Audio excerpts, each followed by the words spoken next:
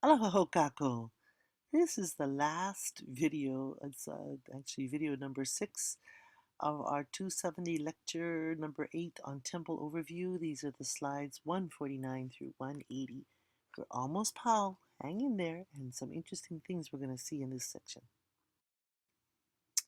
Now, last time I was talking about Vava'u, which is the land of Tane. And those two names, Vava'u and Tane, often go together. I've heard some people say that Vava'u means to last forever. In Tahiti, the land of Vava'u is in Maroto. In Bora Bora, the island is called Vava'u in olden days. In Hivaoa, the town of Atuona used to be called Vava'u. In Tonga, there is an island called Vava'u. And on Oahu, there was a Vava'u, which I think is now called Kaneohe. So that connection with Kane everywhere that the name Vava'u went to is something I'd like you to remember for the exam, please. Vava'u and Tane. Mahalo. So let's go to the Marquesas Islands, which we'll follow our red arrow to get there. It's part of French Polynesia. And let's go to Vava'u, which is a town or place name today called Atuona, in the island of Hivaoa, the land of Tane. And interestingly, we're going to see Kanaloa there too. We're going to a 0° north temple. It's called Ta'aoa Temple. It's really quite large. This drawing doesn't do it justice. It's actually bigger than this drawing. And this is where Marquesans have huge drums. Actually, if you notice the person who's standing next to the drum, the ones who are standing behind it are standing on stools in order to play the top of the drum. And they use these in their temple ceremonies. See how big those drums are? Huge. And they like to play them all night. We didn't sleep at all when we were there.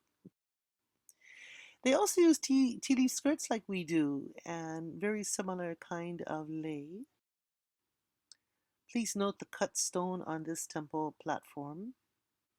And it's kind of a reddish stone. I'm not sure what that's called. I don't think we have that kind of stone in Hawaii. But it looks like a softer kind of stone than the black basalt. They also have large platforms at this temple. This is just one shot of them. Notice how small the people are. Yeah, this is close up. The platforms are quite large and very interesting kinds of interior courts used for different things in the olden days. And this is where Hawaiians look like Marquesans. You really can't tell the difference between us. It's hard to tell us apart. Hawaiian or Marquesan? What do you think? This is another shot of the temple. The hula was going to go on down below.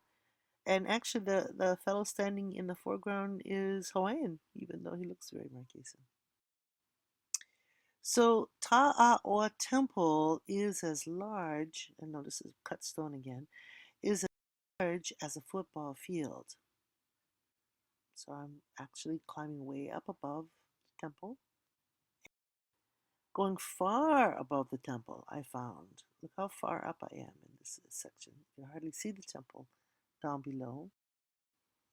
The Akua Ta'aoa embedded in a platform, a stone platform at the very top of the marae complex. I just found this the most fascinating. I was so glad I'd gone up there. That was quite a hike. No. Ta'aoa, who is also Kanaloa, please notice how his carved ears in very great detail, the eyes and the mouth and the arms in a flex position around the stomach. Very interesting.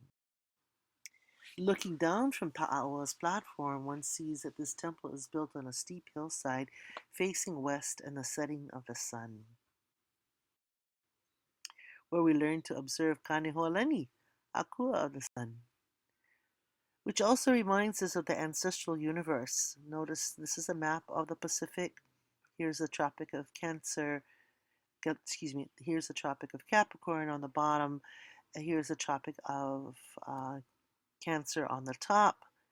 And then there's the equator in the middle. So the one on the bottom is called Ao Polohiva, sometimes Ala Polohiva a Kanaloa. We saw that designation in the slides by Kalenuuhiva.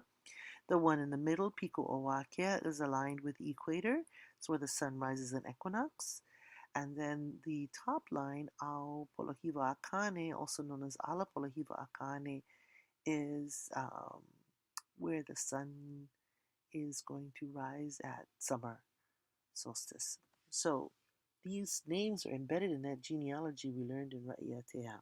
And this, actually, the sailing directions tells us where we come from, right? We come from the south, from Kanaloa's place. Aupolahiva, Kanaloa, runs through Te Moi, which is a small island southeast of Mangareva, and which I've heard has marae with uprights just like Mokumanamana. I think we need to go take a look one day there at Te Moi. Now, this whole design of Kanaloa line, Wakia line, Kane line reminds us of the story we're going to hear later on in the semester about how Hi'iaka built a house. The house was called Halaua Ola, the school of life, if you like. And she builds the house to revive Lohi'au. So that Lohi'au had died and she was going to bring him back to life. And we'll look at this closely when we get to the Hi'iaka stories, but I just want to introduce that to you right now to show you the Kanaloa, Wakea, and Kane lines really, really important, not only for navigation, but also for doing sacred work like bringing somebody back to life. And it's embedded in our design of temples. So here's the most simple temple structure. If this were facing east, then the lower wall would align with Kanaloa, the upper wall would line with Kane, and the prayer tower in the middle would align with where the sun rises at equinox.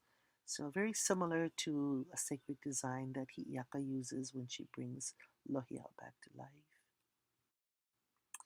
We also use these kinds of temples to understand the movements of the sun.